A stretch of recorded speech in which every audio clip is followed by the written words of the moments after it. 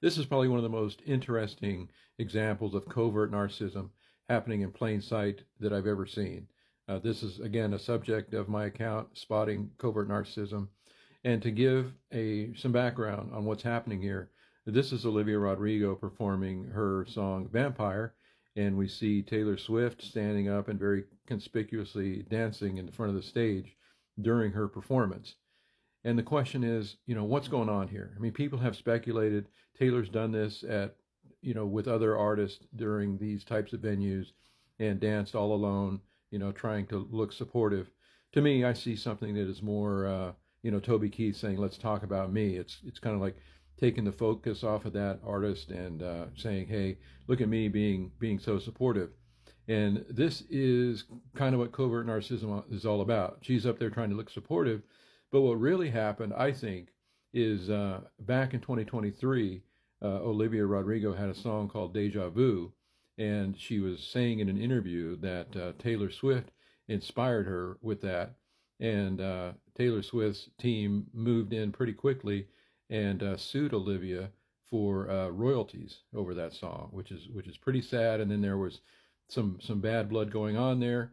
And interestingly enough, people have speculated quite a bit that the song Vampire is actually about Taylor Swift. And I did a post, I think it was a couple of posts ago, about this relationship. I looked at Olivia's lyrics to see how much of a connection there was. And I said there's very much of a connection from what I saw. And if you look at least in this clip, some of those lyrics come through, and there's actually some differences. What she sings is bloodsucker, dream crusher, bleeding me dry like a damn vampire. But what the lyrics actually say is bloodsucker, fame fucker.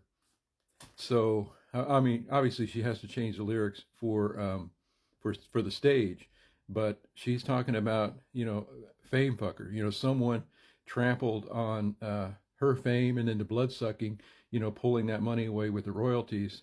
To me, it's all right there.